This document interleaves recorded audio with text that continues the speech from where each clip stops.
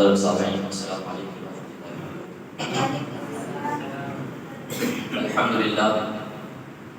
الحمد للہ رب العالمین والعاقبۃ للمتقین والصلاۃ والسلام علی من کان نبیا بعد بین الماء والطین، اما بعد فاعوذ باللہ من الشیطان الرجیم، بسم اللہ الرحمن الرحیم۔ یا ایھا الذین آمنوا اتقوا اللہ وکونوا مع الصادقین، آمنت باللہ صدق اللہ العلی العظیم وبلغنا رسوله النبي الأمين المتين الكريم ونحن على ذلك لمن الشاهدين والشاكرين والحمد لله رب العالمين۔ بآواز بلند کر پڑھیں الصلاۃ والسلام علیک یا رسول اللہ، الصلاۃ والسلام علیک یا حبیب اللہ، الصلاۃ والسلام علیک یا نبی اللہ، وعلى آلک یا سیدی یا حبیبی یا رسول اللہ صلی اللہ تعالی علیہ وسلم۔ غوث اعظم و من بے سر و ساما مدد، قبلہ دی مدد کعبہ ما مدد،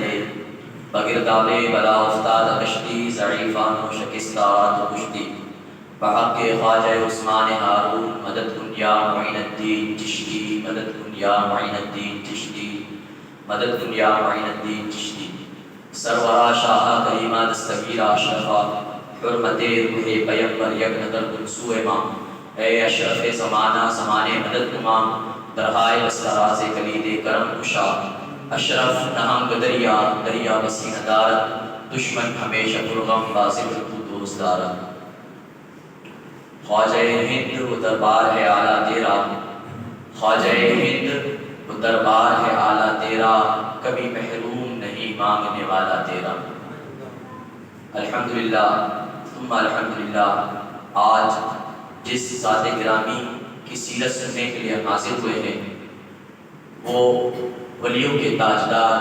حضور خواجہ خواجگاہ، حضور خواجہ قطب الہند حضرت سیدنا و مریدنا و شیخنا و مہدینا حضرت خواجہ معین الدین حسن سجزی رضی اللہ تعالیٰ عنہ کی ذات گرامی۔ یقیناً حضرت خواجہ معین الدین چشتی رضی اللہ تعالیٰ عنہ کی ذات وہ ذات ہے کہ آج اسلام کے کونے کونے میں، گوشے گوشے اور چپے چپے میں اسلام کی جھلک، اسلام کا نور اور اسلام کی کرنیں نظر آتی ہیں، تو وہ کسی اور کا نہیں بلکہ معین الدین حسن سجزی رضی اللہ تعالیٰ عنہ کا صدقہ ہے۔ یقیناً ہندوستان میں حضرت خواجہ غریب نواز رضی اللہ تعالیٰ عنہ کے آنے سے تقریباً پہلے کیرلا کی جو زمین تھی، حضرت سیدنا مالک بن دینار رضی اللہ تعالیٰ حضور اکرم صلی اللہ علیہ وسلم کے فرمان کو لے کر نکلتے ہیں، اور راجہ چیئرمان کر کے ایک بادشاہ کا ذکر ملتا ہے۔ چونکہ شکل القمر کا معجزہ جب نبی کریم صلی اللہ علیہ وسلم کی بارگاہ میں کفار نے یہ درخواست کی کہ ہمیں بتائیں کہ اگر آپ نبی ہیں تو یہ چاند کو چیر کر کے بتائیں، چاند کو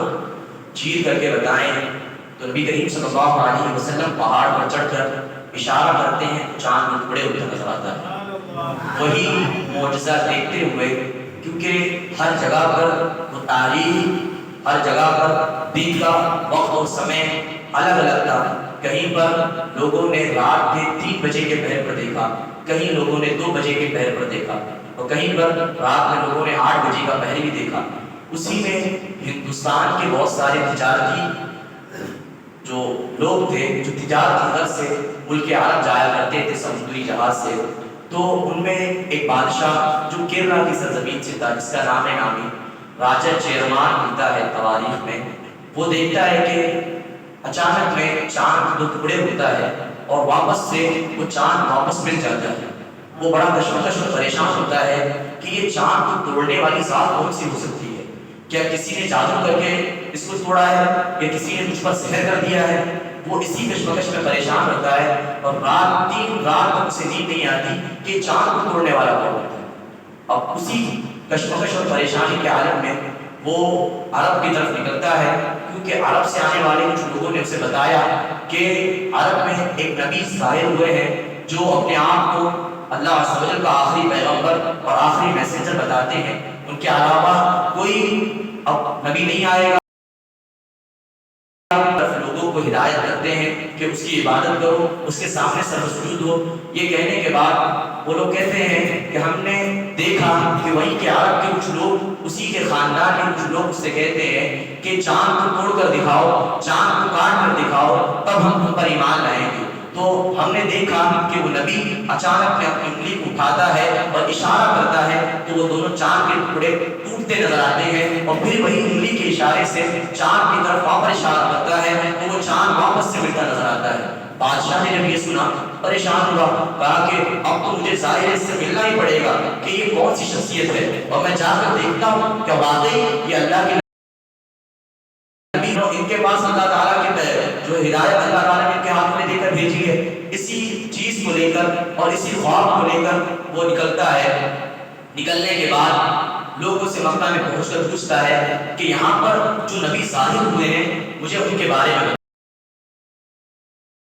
میں ان سے ملاقات کرنا چاہتا ہوں. چنانچہ اس صحابہ کرام کو پتہ چلتا ہے، اس لیے کہ غزوہ تبوک کے موقع پر حضرت نبی کریم صلی اللہ علیہ وسلم نے بہت سارے صحابہ کرام کے ساتھ میں ایک خط روانہ کیے تھے. کہیں حبشہ میں کسی اور کو ایک خط دیا،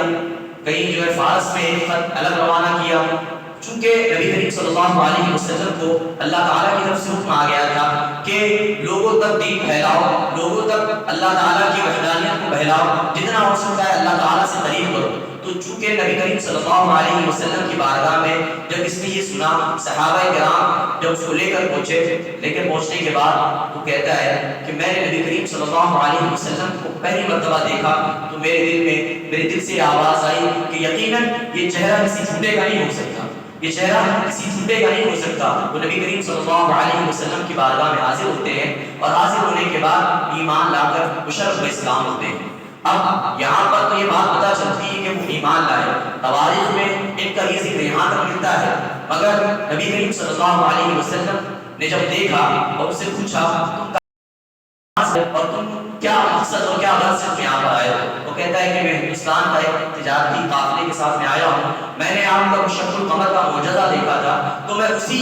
کی تفسیر لینے، وہی چیز کو حقیقت میں دیکھنے کے لیے آیا ہوں. نبی کریم صلی اللہ علیہ وسلم سے وہ عرض کرتا ہے، نبی کریم صلی اللہ علیہ وسلم اس کی تفسیر اسے دیتے ہیں اور ساتھ ہی ساتھ کچھ دین کی نصیحت، کچھ دین کی باتیں اسے کرتے ہیں اور کہتے ہیں اب چلے جاؤ یہاں سے، جہاں سے تم آئے وہاں جا کر دین کی تبلیغ کرو، اللہ اس کے رسول کی طرف لوگوں کو بلاؤ. وہ جانے کو تیار نہ تھا کہ جس نے نبی صلی اللہ علیہ وسلم کو دیکھ لیا اب وہ کیسے جا سکتا ہے، وہ کیسے جی سکتا ہے. اب یہی پریشانی کے عالم میں نبی کریم صلی اللہ علیہ وسلم نے اسے نصیحت کی کہ دیکھو ہم ملیں گے ضرور مگر اصل ملنا مرنے کے بعد ہوگا، آپ جاؤ دین کی تبلیغ کرو. مگر وہ اتنا بیمار نبی کریم صلی اللہ علیہ وسلم کی جب رحلت کا وقت قریب آیا اور جب اس نے یہ دیکھا تو وہ خود بخود پریشان ہو گیا. اب وہاں سے نکلتے وقت چونکہ صحابہ کرام کا ایک ٹولہ نبی کریم صلی اللہ علیہ وسلم نے اس کے ساتھ کر دیا تھا، کہا تھا کہ ان صحابہ کو لے جاؤ. اور ان صحابہ کے ساتھ 7 صحابہ تھے جن میں حضرت ابو بکر، حضرت عمر، حضرت عثمان، حضرت ہارون اور 2 صحابہ، اور اس طریقے سے 7 صحابہ. اب یہاں پر نام کا مغالطہ دور کر لیں کہ حضرت ابو بکر خلیفہ عمر وہ الگ ہے اور یہ حضرت ابو بکر الگ ہے، چونکہ تاریخ میں ان کا نام بھی وہی ملتا ہے، ان کا نام بھی ملتا ہے. 7 صحابہ جو ساتھ میں آئے وہ الگ تھے، اور یہ بھی نام کا مغالطہ اپنے ذہن سے دور رکھیں کہ نام ایک کے بہت سارے ہوتے ہیں. 7 صحابہ جن پہ خاص ہیڈ جس کو بنایا گیا وہ حضرت سیدنا مالک بن دینار رضی اللہ تعالیٰ عنہ تھے. تو ان کو ہیڈ بنا کر بھیجا گیا اور ان کے ساتھ 7 لوگ اور تھے. اب بادشاہ بھی ساتھ میں ہے. راستے میں اچانک بادشاہ کی طبیعت بہت زیادہ خراب ہوتی ہے. خراب ہونے کے بعد مختصر سا واقعہ بتا کر اپنی بات کو ختم کروں کہ وہ راستے میں نکلتے ہیں اور اپنی طویل حرارت کے باعث، بیماری کے باعث بادشاہ آخری مرحلے پہ پہنچ جاتا ہے. اب آخری مرحلہ اب انتقال کا وقت آ گیا. صحابہ کرام اس کے ساتھ کے تابعین وہ پریشان ہوئے کہ نبی کریم صلی اللہ علیہ وسلم نے تو آپ کو ہمارے ساتھ بھیجا ہے ہندوستان میں تبلیغ کے لیے، مگر اب آپ کا انتقال ہو جائے گا تو ہندوستان میں دین کیسے پھیلے گا؟ کیونکہ ہم تو ہندوستان کبھی گئے نہیں، ہم نے تو کبھی دیکھا نہیں وہاں کی زبان، وہاں کا کلچر، وہاں کے لوگ، وہاں کے خیالات، وہاں کے تفکرات ہم لوگ ان سے واقف نہیں ہیں. آپ بتائیں کس طریقے سے وہاں پر دین کو پھیلایا جائے۔ اب چونکہ بادشاہ آخری وقت تھا، اس نے کہا ایک کام کرو، ایک صفحہ میرے پاس لاؤ، ایک خط دو، میں خط لکھتا ہوں۔ چونکہ اس نے وہیں پر ایک خط لکھا، اور خط لکھنے کے بعد اپنے تمام چاہنے والے، بادشاہ کا تجارتی قافلے کے ساتھ آیا ہوا تھا، تو اس نے وہیں پر ملیالم زبان میں خط لکھا۔ وہ خط غالباً آج بھی جو مسجد پہلی بنائی گئی ہے اس میں ہوگا کہ تواریخ میں وہی ملتا ہے۔ تب اس نے ایک خط لکھا، اور خط لکھنے کے بعد اپنے جو چاہنے والے تھے، اپنے جو ماننے والے تھے، ان کو دین کی طرف راغب کرنے کے لیے اس نے وہ خط لکھ کر روانہ کر دیا۔ صحابہ کرام سب سے پہلے آئے، آنے کے بعد اب وہ خط ان کے گھر والوں کو دکھایا، دکھانے کے بعد یہاں سے ہندوستان جو سب سے پہلے اترے کیرلا کی زمین پر، وہاں سے جب نکلنا تھا حضرت مالک بن دینار رضی اللہ تعالیٰ، چونکہ ان کو راستے میں لوگوں نے اتار دیا تھا، ان کے ساتھ جو لوگ تھے انہوں نے اتار دیا تھا کشتی کے مالک نے، تو اب وہ پریشان ہو کہ اب کس طریقے سے دین کے آباد کو آگے پھیلایا جائے اور دین کے کام کو کس طریقے سے آگے جو ہے لوگوں تک پھیلایا جائے۔ تو اب لوگوں نے کیا دیکھا کہ ایک کشتی کا جو مالی تھا وہ دیکھتا ہے کہ کچھ لوگ کنارے پہ کھڑے ہیں، ان کو دریا پار کرنا ہے، کس طریقے سے پار کرایا جائے۔ اب جیسے ہی حضرت مالک بن دینار رضی اللہ تعالیٰ کے ساتھ جو 7 لوگ اور تھے وہ بھی حضرت مالک بن دینار رضی اللہ تعالیٰ کے ساتھ کھڑے ہوتے ہیں ایک جگہ پر، تو وہ کشتی کا پانی آتا ہے اور کہتا ہے کہ چلیے میرے ساتھ چلتے ہیں، آپ ہمارے ساتھ چلیے، ہم آپ کو ہندوستان چھوڑ دیں گے۔ وہ یہ کہہ کر آپ کو بٹھا کر لاتا ہے۔ جب کنارے پر حضرت مالک بن دینار اترتے ہیں تو وہ کشتی کا ہوتا ہے، وہ کہتا ہے کہ میں نے آپ کو سفر آپ کا یہاں تک کرایا ہے تو مجھے پیسے بھی تو دیجیے،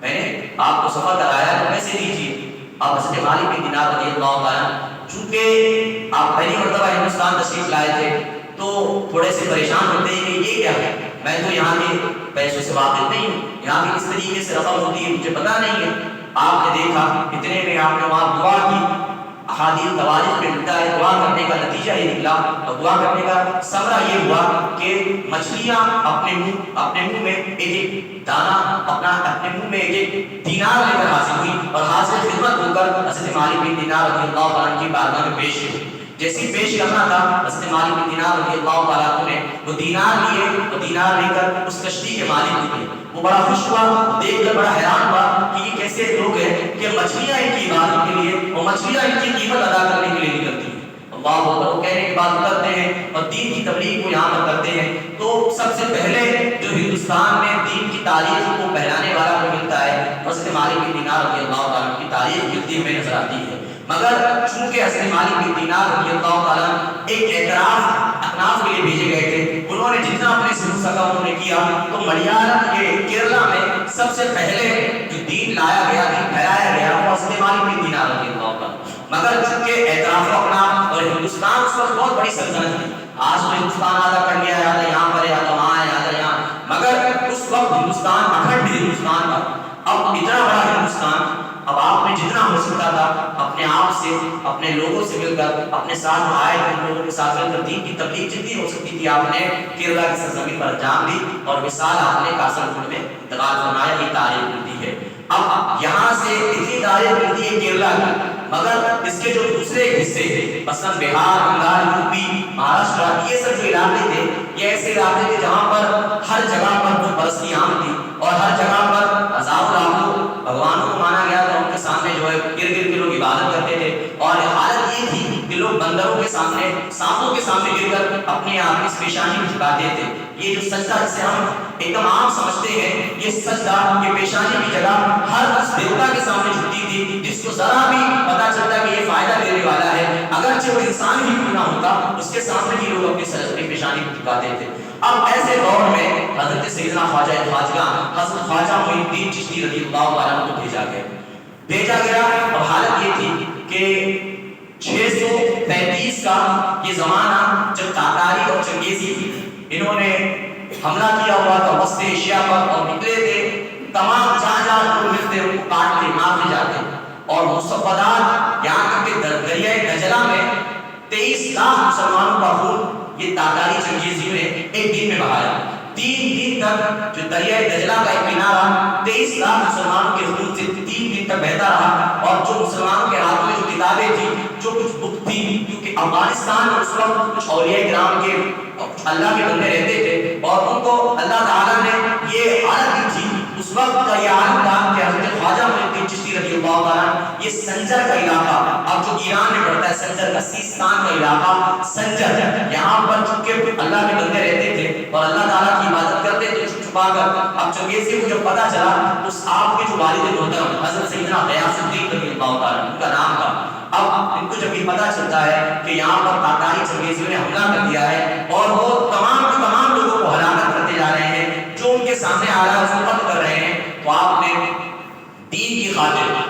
خاطر اپنے بچوں کو کہا کہ چلتے ہیں، اب ہمارا یہاں پر اتنا مناسب نہیں، وہاں سے آپ نکلتے ہیں، اب یہاں پر اندازہ لگائیں کہ دین کی خاطر جو آج ہم تک دین پھیلا ہے اس میں کتنی پریشانیاں اور کتنی مصیبتیں آسائب و آلام ہم تک پہنچے ہیں، یہ تو صحابہ کرام اور بزرگان دین کا حال تھا کہ اللہ اکبر انہوں نے یہ مصیبتیں جھیلی، اور آج ہم آسانی سے بیٹھ کر مسجد میں باقاعدہ سماعت کرتے ہیں، نمازیں پڑھتے ہیں، تو یہ ثمرہ ہے خواجہ معین الدین چشتی رضی اللہ تعالیٰ اور ان جیسے اولیاء کرام کا۔ یقیناً وہ دور جتنا ظلمت گدا ہوگا کہ سجدہ کرنے پر لوگوں کی گردنیں کاٹ دی جاتی تھی، حضرت خواجہ معین الدین چشتی رضی اللہ تعالیٰ کے والد محترم اب وہاں سے اپنے ساتھیوں کو لے کے نکلتے 605 میں، اور غالباً دوسری روایت میں علامہ اقبال کے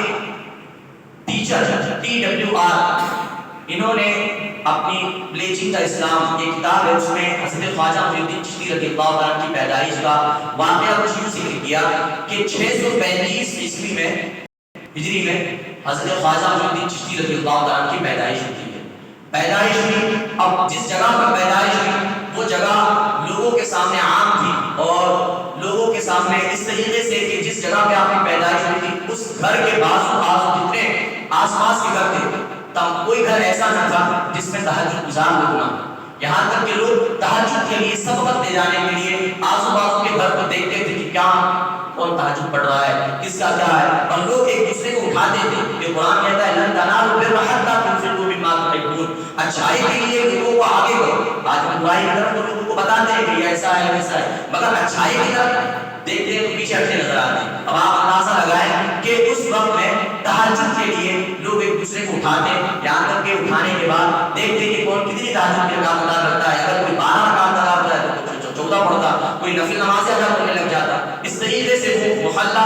اسی رات میں جب حضرت خواجہ معین الدین چشتی رضی اللہ عنہ کی ولادت ہوتی ہے، جو بزرگان دین کہتے ہیں کہ ہم دیکھتے ہیں کہ اچانک آسمان سے سفیدی ظاہر ہوتی ہے، لوگ پریشان ہو گئے کیونکہ تہجد کی نماز قضا ہونے والی ہے، تو تہجد کا وقت نکل گیا، لوگوں نے سوچا شاید تہجد کا وقت نکل گیا کیونکہ سفیدی ظاہر ہو گئی تو ان کا وقت ختم ہو جاتا ہے تہجد کا۔ اب ایک دوسرے لوگ یہاں وہاں باتیں کرنے لگے کہ کیسے ہو گیا،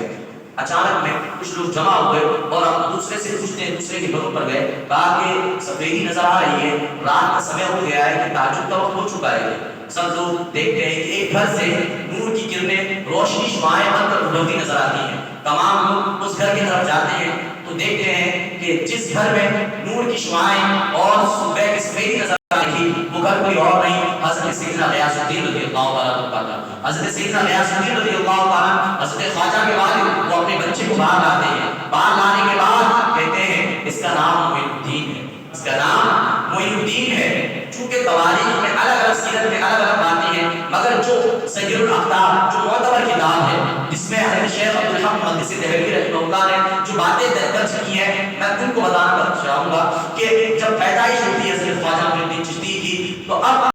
دیکھیے وسط ایشیا میں چونکہ تاتاری اور چنگیزی یہ اتنے ہلاکت کرنے کے باعث لوگوں کو جان تک قتل کر دیتے، اور یہ تاتاری وحشی درندے تھے جہاں مسلمانوں کو پاتے، یہاں تک کہ میں نے کہا کہ کتابوں میں ملتا ہے ایک دن میں 23 لاکھ لوگوں کو انہوں نے مارا اور ان کے خون سے دریا بہا دیے، اور اس کے بعد جو کتابیں ملتی یہاں تک کہ جتنی مصوبات تھے جتنے مصوبات ان تمام کو جلا کر انہوں نے پانی میں بہا دیا، کچھ کتابیں تھیں جو اولیاء کرام کی بچی ہوئی تھی ان کو بھی انہوں نے پانی میں بہا دیا، 3 دن تک دریائے دجلہ کا کنارہ خون سے بہا اور 3 دن تک کتابوں کی مصوبات سے وہ کنارہ بہتا رہا۔ اب حضرت خواجہ معین الدین چشتی رضی اللہ عنہ کے بعد وہاں سے نکلتے ہیں نکلنے کے بعد 14 سال کی عمر حضرت خواجہ معین الدین چشتی رضی اللہ تعالیٰ عنہ کے والد کا انتقال ہو جاتا ہے۔ 14 سال رضی اللہ تعالیٰ کے والد کا انتقال ہو جاتا ہے، 1.5 سال کے بعد آپ کی والدہ بھی انتقال کر جاتی ہیں۔ اب اندازہ لگائیں کہ 14 سال کی عمر کیا ہوتی ہے، اور اس عمر میں جہاں بچے کو دین کی تعلیم دینا، اب یہاں اندازہ ایک بات یہ بھی غور کرنے کی ہے کہ حضرت خواجہ معین الدین چشتی رضی اللہ تعالیٰ 4 سال کی عمر میں حافظ قرآن بن گئے تھے۔ کتنی عمر میں؟ 4 سال کی عمر میں، اور 14 سال کی عمر تک پہنچتے پہنچتے آپ نے علوم ظاہری، علوم نقلیہ، علوم اصلیہ، جتنے علم تھے تمام کے تمام علموں کو اپنے اندر سما لیا اور لوگوں تک پہنچانے لگے۔ اب 14 سال کی عمر میں باپ کا سایہ سر سے اٹھ گیا، تو وصیت میں اور جو کچھ جائیداد بچی ہوئی تھی وہ بچی کیا، ایک پن چکی اور ایک باغ۔ تو آپ ابا کا انتقال ہو گیا، اس کے بعد باغ کی رکھوالی کرتے، اور رکھوالی کرنے کے بعد جو ٹائم ملتا اس میں چکی چلاتے۔ چونکہ آپ کو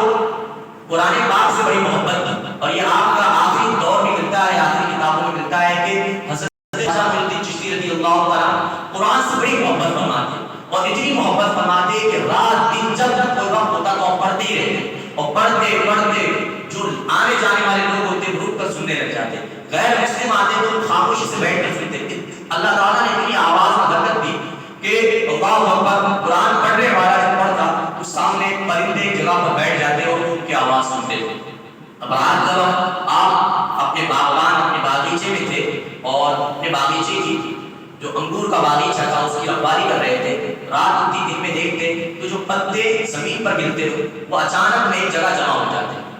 یعنی آپ دیکھیں کہیں پر پیڑ ہو، درخت ہو تو ظاہر ہے کہ اس کے پتے گرنے والے ہیں، اب جب گریں گے تو اس کو صاف بھی کرنا پڑے گا۔ حضرت خواجہ معین الدین چشتی رضی اللہ تعالیٰ کا حال ہے کہ آپ کے باغیچے میں روزانہ پتے گرتے، رات کو پتے گرتے، صبح میں دیکھتے تو تمام کے تمام غائب۔ آپ پریشان ہوئے کہ یہ واقعہ کیا ہے۔ آپ نے چونکہ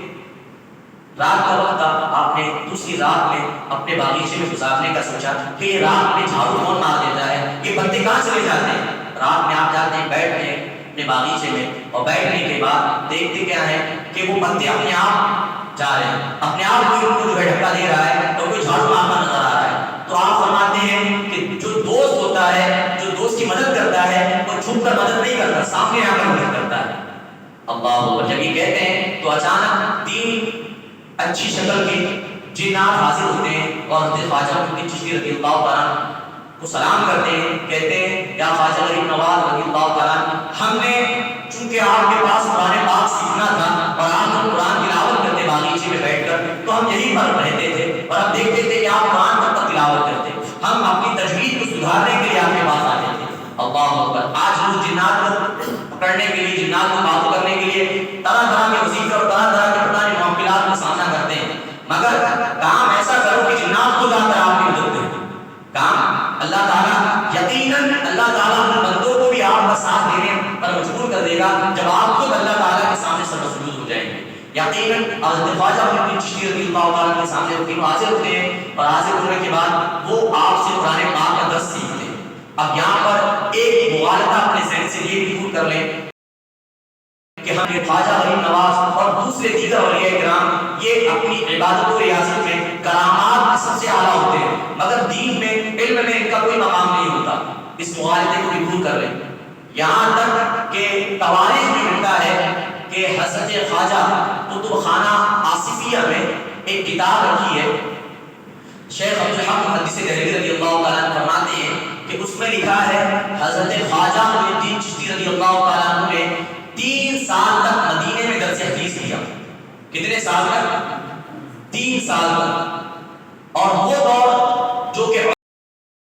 علماء مقینین کا ایسا دور اور ایسے علماء صلحاء کا دور کہ جہاں پر بات کرنے میں لوگ ہچکچائیں۔ آج کا دور تو نہیں، آج تو اللہ اکبر مدینہ اور مکہ کا جو حال نجدیوں نے کیا ہے، لیکن اس دور کا حال جب علماء اتنے بہتر ہو، متفکرین متمکنین ایسے علماء ہو جو کہ دین میں مہارت رکھتے ہو، اللہ اکبر، اس دور میں 3 سال تک درس حدیث دینے والی ذات اگر کوئی ہے تو وہ خواجہ معین الدین چشتی رضی اللہ تعالیٰ کے ساتھ ہے۔ آپ نے 3 سال تک درس حدیث دورہ حدیث لوگوں کو پڑھایا، علماء کو بتایا، اور بتانے کے ساتھ ساتھ یہاں پر خاموش نہیں ہوئے، آپ نے جتنا ہو سکتا تھا اپنے آپ سے لوگوں کو قریب کیا، خلق خدا کو قریب کیا۔ یہاں پر ایک واقعہ یہ بھی ملتا ہے، چونکہ اب والد کا انتقال ہو گیا تھا اور والد کے انتقال کے بعد آپ تلاش مرشد میں پریشان تھے کہ کوئی مرشد ملے۔ آج بہت سارے لوگ اپنے پیر صاحب، بہت سارے تو اللہ فضل فرمائے اچھے مل جاتے ہیں، مگر بعض ایسے ہوتے ہیں کہ اللہ کی پناہ کہ ان سے بچنا ہی بہتر ہوتا ہے، نہ ان کو دین کا پتہ ہوتا ہے، اور جو آ جائیں ان کی صحبت میں تو وہ خود بھی اپنی دین اور دنیا برباد کر لیتے ہیں۔ اب حضرت خواجہ غریب نواز رضی اللہ عنہ ایک دن اپنے باغیچے میں بیٹھے تھے کہ ایک شخص، ایک بزرگ جن کا نامی حضرت ابراہیم اندوزی رحمہ اللہ، وہ آتے ہیں، آنے کے بعد حضرت خواجہ غریب نواز رضی اللہ عنہ کو دیکھ کر کہتے ہیں اے اللہ کے بندے کچھ کھانا ہے تو پیش کرو، کچھ کھانا ہے تو پیش کرو۔ حضرت سیدنا خواجہ غریب نواز محی الدین چشتی رضی اللہ عنہ جب سنتے ہیں تو اپنے باغیچے سے انگور کا ایک گوشہ توڑتے ہیں اور توڑنے کے بعد تمام کو پانی میں بھگاتے ہیں، بھگا کر ایک ایک انگور صاف صاف کر کے وہ بزرگ مجذوب کے پاس پیش کرتے ہیں۔ پیش کرنے کے بعد جب وہ انگور کھاتے ہیں، دو انگور کھانے کے بعد دیکھتے ہیں کہ یہ جو بندہ ہے جس نے میرے سامنے انگور پیش کیا یہ کوئی عام بندہ نہیں، یہ تو مادر ذات ولی ہے، یہ تو ماں کے پیٹ سے ولی بن کر پیدا ہوا ہے۔ اللہ اکبر۔ یہ دیکھ کر آپ اپنے جھولی سے روٹی کا ٹکڑا نکالتے ہیں، اس کو چبا کر خواجہ محی الدین چشتی رضی اللہ عنہ کے ہاتھ میں دیتے ہیں، کہا بیٹا کھاؤ اس کو کھاؤ۔ جیسے ہی آپ نے کھانا کھا کہ اللہ اکبر دل کی دنیا بدل گئی، دل کی دنیا بدل گئی۔ یہیں سے آپ نے تمام جو باغیچہ تھا من چکی تھی تمام کے تمام لوگوں میں صدقات کر دیے، خیرات کر دیے، کہا اب دنیا سے کوئی کام نہیں، دنیا سے کوئی سروکار نہیں۔ تلاش مرشد میں 20 سال اور 25 سال تک اپنے شیخ حضرت سیدنا خواجہ عثمان ہروری رضی اللہ تعالیٰ کے ساتھ نکلتے ہیں۔ اب ایک یہاں پر یہ چیز بھی ذہن نوٹ کر لیں کہ ہم نے یہ سنا ہے عثمان ہارونی، اصل لفظ ہے ہروری، ہرون ایک علاقہ ہے، ہم نے یہ سنا ہارونی یہ لفظ اس کو دور کریں، ہرون لفظ ہے کہ ہرونی حضرت خواجہ عثمان رضی اللہ تعالیٰ، یہ حضرت ابراہیم اندوزی رضی اللہ تعالیٰ کے چونکہ یہاں سے جو آئے تھے ہرون کا جو علاقہ تھا وہاں سے آپ نے جب ان کو اپنی بیعت میں مشرف کیا اور بیعت سے ان کو جو ہے اپنی بیعت میں لیا، لینے کے چشتی سلسلہ ہے، ہم سمجھتے ہیں حضرت خواجہ غریب نواز کے یہاں سے چشتی سلسلہ شروع ہوا ہے، نہیں، اس چیز کو بھی دور کریں۔ چشتی سلسلہ اس کی جو بنیاد رکھی ان کا نامی اس میں گرامی ہے حضرت ابو اسحاق شامی۔ کیا نام ہے ان کا؟ حضرت ابو اسحاق شامی۔ ان کے دور سے چشتی سلسلہ چلا، مگر حضرت خواجہ محی الدین چشتی رضی اللہ تعالیٰ عنہ نے اس میں 4 چاند لگائے۔ آج دنیا میں جہاں کوئی چشتی ملے گا وہ حضرت خواجہ محی الدین چشتی رضی اللہ تعالیٰ عنہ کی دین سے اور آپ کی وساطت سے اس کے پاس جو چیزیں پہنچی۔ اب یہاں پر حضرت ابو اسحاق شامی نے بھی چشتی سلسلہ بنیاد کو یہاں سے رکھی، مگر یہ پھیلا نہیں تھا اس وقت پھیلا نہیں تھا، لوگوں تک عام لوگ اس سے واقف نہیں تھے، مگر حضرت خواجہ غریب نواز رضی اللہ عنہ نے اس کو لوگوں تک پھیلایا، اور جو آپ کے پاس مرید اور بیعت کرتا وہ چشتی کہلاتا۔ آج تو نام ہے، آج چشتی ہزاروں گھومیں گے، آپ جائیں درگاہوں پر، مجاوروں پر، اور کبھی اجمیر میں جائیں تو ہزاروں چشتی ملیں گے، جن سے کوئی تعلق آپ کو ملے گا۔ یہاں تک کہ بعض ایسے جملہ ملیں گے کہ وہ تو نمازوں کا انکار کرتے بھی نظر آئیں گے کہ نماز کی کوئی چیز نہیں ہوتی، نماز تو حال و قال کا نام ہے، نماز تو بس سو جاؤ اور رات میں بس دل کی نماز ہوتی ہے، اس طریقے کے جواب ملیں گے۔ جبکہ حضرت خواجہ محی الدین چشتی رضی اللہ تعالیٰ کی زندگی کو دیکھیں تو آپ نے پوری زندگی نماز قرآن کی طرف لوگوں کو دعوت دی اور لوگوں کو اس سے قریب کیا۔ اب اندازہ لگائے، اب وہاں سے نکلتے ہیں اور نکلنے کے بعد آپ کے جو مرشد تھے حضرت خواجہ عثمان ہروری رضی اللہ تعالیٰ، یہ حضرت خواجہ غریب نواز رضی اللہ تعالیٰ کو لے کر مدینہ المنورہ پہلے مکہ المکرمہ پہنچتے ہیں۔ پہنچنے کے بعد خطیب کعبہ کے پاس خواجہ غریب نواز محی الدین چشتی رضی اللہ تعالیٰ کو کھڑا کرتے ہیں، اور کھڑا کرنے کے بعد آپ کے شیخ آپ کے مرشد کہتے ہیں اے اللہ یہ محی الدین ہے تو اس کو اپنی بارگاہ میں قبول فرما۔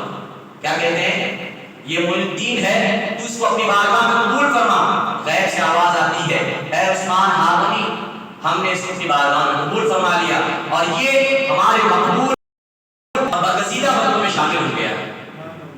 خطیب کعبہ میں آواز آتی ہے غیب سے کہ یہ بندہ محی الدین چشتی یہ ہمارے مقبول محبوب اور برگزیدہ بندے میں شامل ہو چکا ہے۔ اللہ اکبر۔ حضرت خواجہ عثمان ہروری جب یہ ندا سنتے ہیں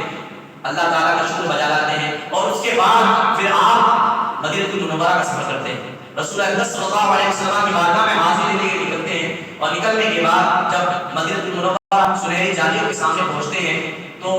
حضرت خواجہ عثمان حرمنی رضی اللہ عنہ حضرت خواجہ غریب نواز سے کہتے ہیں، اے معین الدین آقا کو سلام کرو، آقا کو سلام کرو۔ اللہ اکبر۔ حضرت خواجہ معین الدین چشتی رضی اللہ عنہ سلام کرتے ہیں، الصلاۃ والسلام علیک یا رسول اللہ۔ بس یہ سلام کرنا تھا کہ سنہری جالیوں سے آواز آتی ہے، وعلیکم السلام یا قطب المشائخ، اے تجھ پر سلامتی ہو، اور تجھے ہم نے قطبیت کا مقام دے دیا، تجھے ہم نے قطبیت کا مقام دیا۔ اب اپنے ذہن سے یہ مقام اور یہ مبالغہ بھی دور کریں کہ بعض لوگ یہاں یہ سمجھتے ہیں کہ غوث آخری درجہ ہے ولایت کا، نہیں، بلکہ قطب درجہ ہے آخری ولایت کا، قطب درجہ ہے آخری ولایت کا۔ غوث کے بعد بھی ہوتے ہیں مگر قطب لاسٹ ہوتا ہے، اور قطب حضرت خواجہ معین الدین چشتی رضی اللہ تعالیٰ کے ساتھ ہے۔ اب وہاں سے آپ نکلتے ہیں، اب چونکہ علم کا سفر بھی آپ کا بڑا حیرت انگیز ہے کہ اب وہاں سے علم کی پیاس بجھانے کے لیے آپ نکلتے ہیں، اور افغانستان سے پہلے سمرقند بخارا جاتے ہیں۔ سمرقند میں جانے کے بعد وہاں پر ایک بزرگ حضرت شیخ شمس تبریز رضی اللہ تعالیٰ، چونکہ ان کا نام بڑا جلالی تھا اور لوگ ان کے نام سے واقف تھے، اور یہ درس تصوف کے انکار کرتے تھے، کہتے تھے تصوف کوئی چیز نہیں ہے، فقہ کوئی چیز نہیں ہے۔ اللہ اکبر۔ حضرت خواجہ معین الدین چشتی رضی اللہ عنہ جب پہنچتے ہیں دربار میں، پہنچنے کے بعد حضرت شمس تبریز رضی اللہ عنہ ان سے دیکھتے ان کا حال، اور تینوں قال میں اپنے آپ سمجھ جاتے ہیں کہ یہ درس تصوف کا انکاری ہے۔ تو آپ اس وقت جو حضرت شیخ شمس تبریز تھے وہ جنگلات میں چڑیوں کا شکار کرنے کے لیے نکلے ہوئے تھے۔ حضرت خواجہ معین الدین چشتی رضی اللہ عنہ کو دیکھ کر وہ رکتے ہیں، رکنے کے بعد آپ ایک چڑیا کی طرف آواز کرتے ہیں، چڑیا خود بخود آتی ہے، آنے کے بعد آپ پر سلام کرتی نظر آتی ہے۔ جیسے یہ سلام کرتی ہے وہ دیکھ کر بڑے پریشان ہوتے ہیں، اور پریشان ہونے کے بعد حضرت شیخ شمس تبریز رضی اللہ عنہ کے سر پر آپ اپنا مبارک ہاتھ دست پھیرتے ہیں۔ دست کا پھیرنا تھا کہ دل کی دنیا آپ کی بدل جاتی ہے، اور آپ درس تصوف میں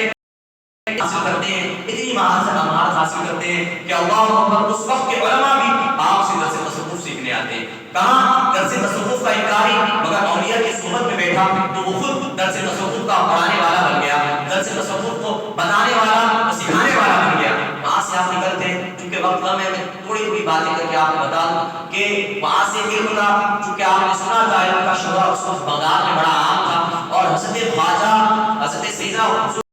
دستگیر رضی اللہ تعالیٰ، اب جب آپ وہاں پر پہنچتے ہیں بغداد میں تو حضرت خواجہ غریب نواز رضی اللہ تعالیٰ کا، حضرت خواجہ غریب نواز رضی اللہ تعالیٰ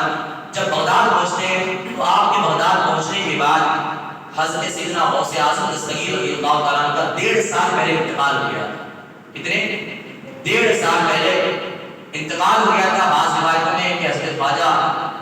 غریب نواز رضی اللہ تعالیٰ وہاں پر گئے، جانے کے بعد غوث اعظم رضی اللہ تعالیٰ کے دربار میں چلہ کشی کی، اور آپ عالم روحانی میں آ کر حضرت خواجہ غریب نواز رضی اللہ تعالیٰ کو ہند کی بشارت دی، اور ہند کی سلطنت کی بشارت دینے کے بعد آپ نے ان سے یہ فرمایا۔ تو یہ بھی ان کا وہاں سے اب آپ نکلتے ہیں، نکلنے کے بعد عراق ایران گھومتے ہوئے ہندوستان کی سرحد کے پاس آتے ہیں۔ دوسری مرتبہ جب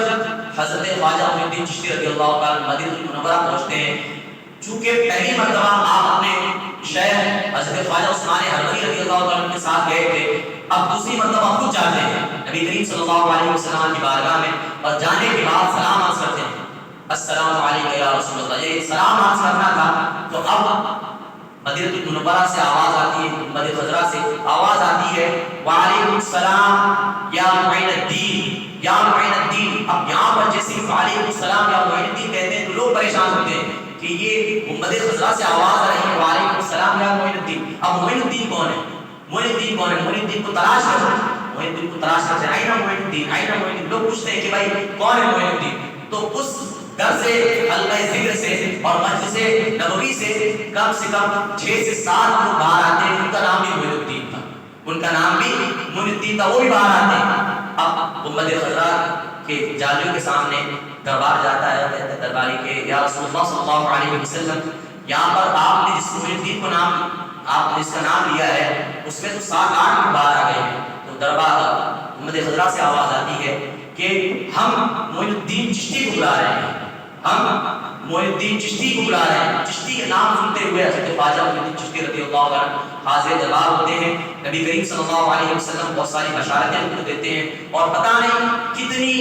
آپ کی نبی کریم صلی اللہ علیہ وسلم سے بات ہوتی ہے، اور کتنی روحانیت والی بات ہوتی ہے۔ نبی کریم صلی اللہ علیہ وسلم ہند کی سلطنت میں عطا فرماتے ہیں اور کہتے ہیں جاؤ ہند میں دین اسلام کی تبلیغ کرو۔ اب وہاں پر تواریخ میں ملتا ہے کہ نبی کریم صلی اللہ علیہ وسلم نے انہیں ایک سیب دیا، اس سیب کے ذریعے سے ہوا ہے، اور بعض روایت میں یہ بھی ملتا ہے، سجر الاقدام میں یہ ذکر کیا گیا کہ نبی کریم صلی اللہ علیہ وسلم نے انہیں کہا اے معین الدین آسمان کی طرف دیکھو۔ آپ آسمان کی طرف دیکھتے ہیں تو آپ کو ہندوستان کا ایک ایک نقشہ، ایک ایک گلی دکھا دی جاتی ہے کہ یہاں یہ ہے، یہاں یہ ہے، یہاں یہ ہے، اور جو ہیڈ جو بتایا جاتا ہے وہ اجمیر کو بنایا جاتا ہے۔ اس وقت دلی ہیڈ کا مطلب آپ نے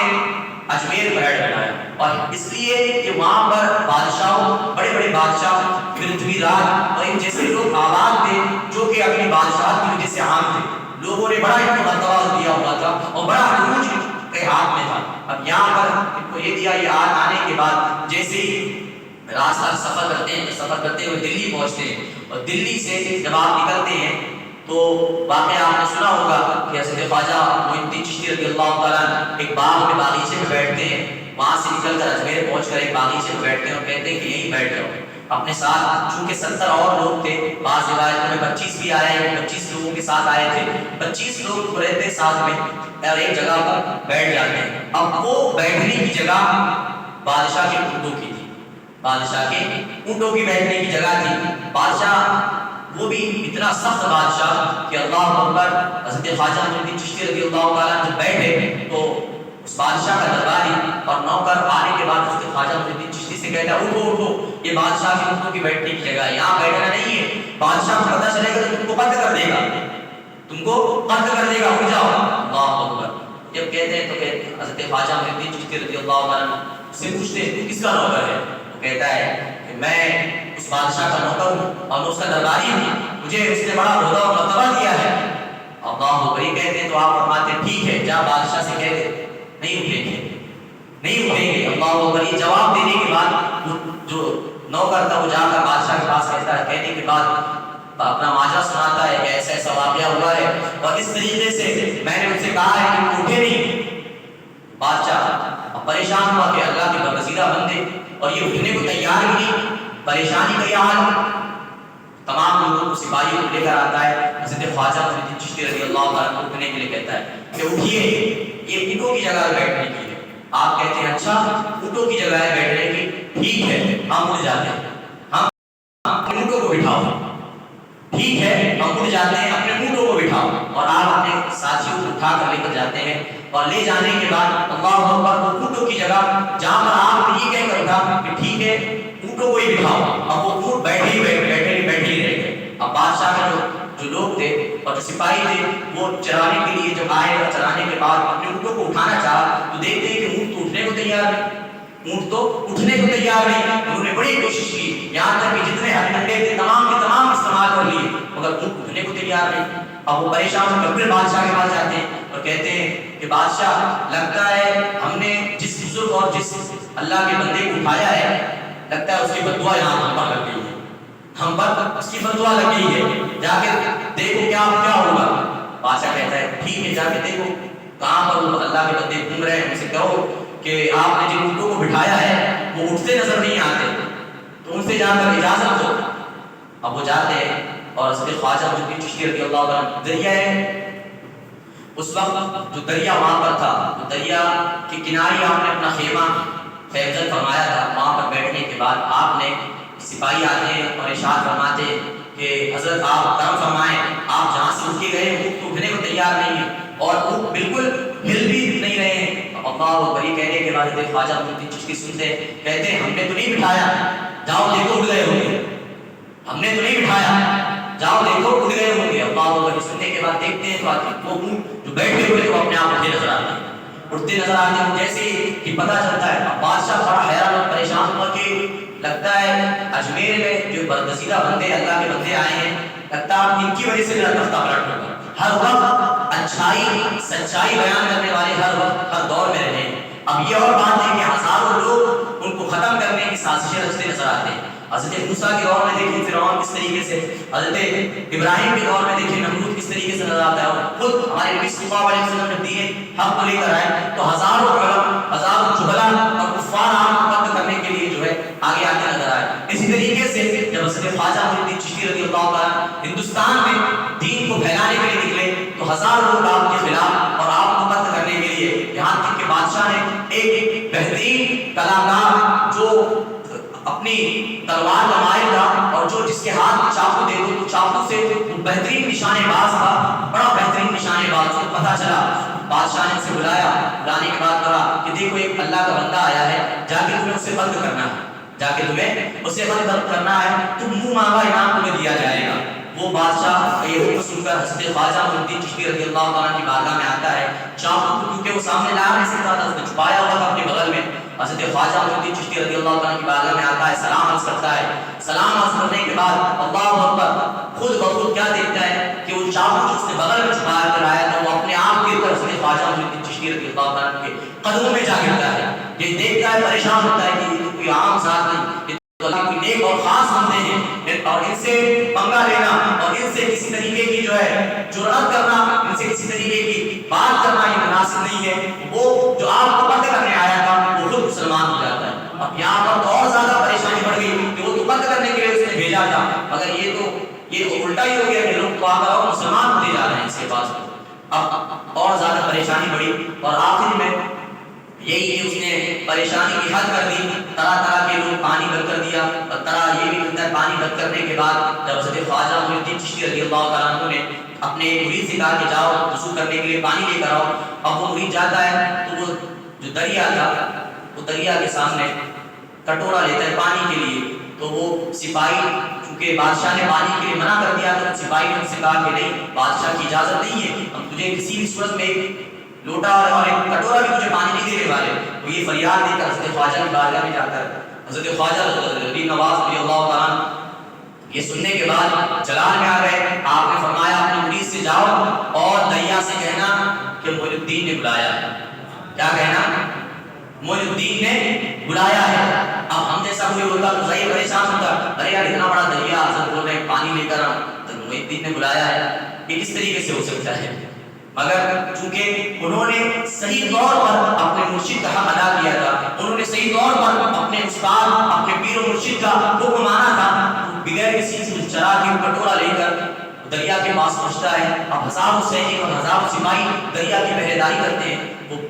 اللہ کا ولی اور وہ حضرت خواجہ معین الدین چشتی رضی اللہ عنہ کا مرید دریا کے پاس جا کر کہتا ہے، اے دریا تجھے معین الدین نے بلایا ہے، تجھے معین الدین چشتی رضی اللہ عنہ نے بلایا ہے۔ تاریخ کہتی ہے کہ پورا دریا جو کئی ہزار لاکھوں فٹوں پر پھیلا ہوا دریا تھا تو تمام کا تمام پانی اس میں جمع ہو گیا، اس کٹورے میں جمع ہو گیا۔ اللہ اکبر! اجمیر کی دھرتی یہ منظر دیکھ کر وہ تمام کے تمام کافروں کے منہ کھل گئے کہ اللہ اکبر! یہ کیا ہو گیا، یہ کیا ہو گیا؟ کچھ وقت گزرا تھا، کچھ وقت گزرنا تھا کہ جتنے کفار پریشان ہوئے کہ پانی ضرورت ہے، پانی ضرورت ہے، اب پانی نہیں ہوگی، پانی اگر نہیں ہوگا تو ہم زندہ کیسے رہیں گے؟ طرح طرح سے انہوں نے جو ہے کوششیں کی، کچھ لوگ بادشاہ کے پاس گئے، عوام جتنی تھی وہ پیاس کی وجہ سے پریشان ہوئی، کچھ لوگ حضرت خواجہ کے پاس آئے، حضرت خواجہ علی نواز رضی اللہ تعالیٰ سے وہ جتنے لوگ سپاہی تھے تمام معافی مانگنے پہنچے۔ آپ نے اسی کٹورے کو دے کر اس مرید سے کہا کہ جاؤ یہ کٹورا واپس تالاب میں ڈال دو، اس دریا میں ڈال دو۔ تاریخ کہتی ہے کہ وہ کٹورے کو واپس ڈالا گیا تو پورا دریا جو ایک کٹورے میں سما گیا تھا وہ پورا کا پورا دریا واپس اس کٹورے سے بھر کر واپس وہ دریا پورا بھرتا نظر آ جاتا ہے۔ یہاں پر یہ بھرنا تھا، اللہ پر ایک نقطے کی بات غور کریں کہ حضرت خواجہ علی نواز رضی اللہ تعالیٰ امام حسین رضی اللہ تعالیٰ کا کیا مقام مرتبہ ہوگا کہ آپ کے نواز سے حضرت خواجہ معین الدین چشتی رضی اللہ تعالیٰ ایک طرف کٹورے میں پورا دریا کا پانی بھر دیتے ہیں اور دوسری طرف حضرت خواجہ معین الدین چشتی رضی اللہ تعالیٰ اس کو پورا بھرتے نظر آتے ہیں۔ حضرت خواجہ معین الدین چشتی رضی اللہ تعالیٰ وہ دریا کے پورے پانی کو کٹورے میں سمو دیتے ہیں اور حضرت امام حسین رضی اللہ تعالیٰ وہ دریا کے پانی کو اپنے آپ میں جذب بھی نہیں کر پاتے۔ یہ دو چیزیں جو سوچنے کی اور نقطے کی بات ہے کہ حضرت امام حسین رضی اللہ تعالیٰ کا مرتبہ اس سے اتنا ماورا ہوگا کہ نواسا ایسا کہ اگر حکم دے تمام کا تمام دریا کٹورے میں سما جائے، حضرت امام علی مقام کا کیا مرتبہ ہوگا؟ آج دنیا کہتی ہے کہ امام حسین رضی اللہ عنہ پیاسے تھے اور پانی نہیں تھا، وہ اندازہ لگائے کہ نوازے کا یہ عالم ہے کہ ان کا کیا عالم ہوگا۔ آخری بات یہ کہ حضرت خواجہ معین الدین چشتی رضی اللہ عنہ کا انتقال، آپ کا انتقال کیسے ہوا؟ تو تاریخ میں ملتا ہے کہ جمعہ الآخرہ کی آخری تاریخ میں اپنے تمام مریدین کو جمع کرنے کے بعد ان سے کہا کہ دیکھو اب اللہ تعالیٰ کی طرف جانے کا وقت آ گیا ہے، اور میں نے جتنی باتیں لوگوں تک پہنچانی تھی تمام کی تمام لوگوں تک پہنچا دی۔ حضرت خواجہ الدین بختیار کاکی ان کو بلایا، کیونکہ یہ خلیفہ خاص تھے اور آپ کے ساتھ ہمیشہ رہتے تھے، ان کو بلانے کے بعد کہا کہ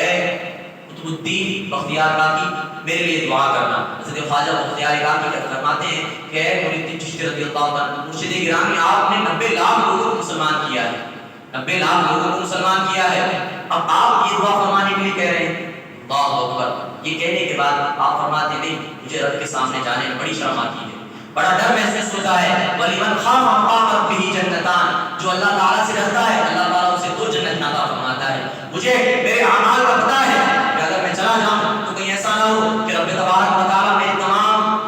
اچھے اعمال کو پسند نہ فرماتے ہوئے مجھے جہنم میں ڈال دے۔ اللہ اکبر۔ آج ہمارا حال یہ ہے کہ ہم 4 نماز 3 نماز اور 2 رکعت کی نماز پڑھ لیتے ہیں، کبھی 5 وقت کی نماز پڑھ لی تو اللہ اکبر دوسروں کو حقیر جاننے لگ جاتے ہیں۔ حضرت شیخ سعدی فرماتے ہیں کہ کبھی بھی فجر کی نماز پڑھنے والا یہ گمان نہ کرے کہ میں نے فجر کی نماز ادا کر لی اور دوسرے ادا نہیں کرتے میں بڑا خاص ہوں اللہ کی نظر میں، نہیں، یہ کبھی نہ کہنا۔ حضرت شیخ سعدی نے کہا اپنے بچے کو اٹھایا فجر کے لیے، فجر میں بچہ تھا چھوٹا تھا، اٹھنے کے بعد اس نے نماز ادا کی، ابا سے کہنے لگا ابا دیکھو کتنے خوش نصیب ہیں کہ ہم نمازیں ادا کرتے ہیں، پوری نمازیں پڑھتے ہیں اور لوگ تو سوتے نظر آتے ہیں۔ اللہ اکبر۔ یہ کہنے کے بعد شیخ سعدی نے کہا اے بیٹا کبھی یہ نہ کہنا، اس سے بہتر تھا کہ تو سو جاتا تو نماز نہ ادا کرتا۔ حضرت خواجہ معین الدین چشتی رضی اللہ عنہ جمعہ الآخرہ کی لاسٹ تاریخ تھی اور آخری تاریخ میں اپنے مریدین کو جمع کیا، جمع کرنے کے بعد تمام سے مشورہ دیا کہ اب میرا جانے کا وقت آ گیا ہے، میں رب تبارک و تعالیٰ کی بارگاہ میں جانے والا ہوں، تو تم سے جتنا ہو سکے میرے لیے دعا کرنا، میرے لیے جتنا ہو سکتا ہے مغفرت کی دعائیں کرنا۔ اور فرمانے کے بعد آپ 30 جمعہ الآخرہ کو اپنے حجرہ خاص میں داخل ہوئے، پہلی دوسری تیسری 6 رجب کو، چونکہ آپ 6 دن اسی میں تھے، نہ کسی طریقے کا کوئی کھانا پانی کوئی نہیں گیا، یہاں بس آوازیں آتی ذکر و فکر کی، اللہ تعالیٰ کو یاد کرنے کی، اللہ تعالیٰ کو منانے کی، اور لاسٹ میں 6 رجب کو آپ کا وصال ہو گیا۔ وہاں سے کوئی آواز نہیں، لوگ جا کر دروازہ ٹھوکتے ہیں اور جب اندر داخل ہوتے ہیں تو دیکھتے ہیں کہ حضرت خواجہ معین الدین چشتی رضی اللہ عنہ کے ماتھے پر لکھا تھا ھذا حبیب اللہ ما کفی حب اللہ، یہ اللہ کا حبیب، اللہ کا دوست، اللہ کی محبت میں اس دنیا سے چلا گیا، اللہ کی محبت میں اس دنیا سے چلا گیا۔ اللہ اکبر۔ اور یہ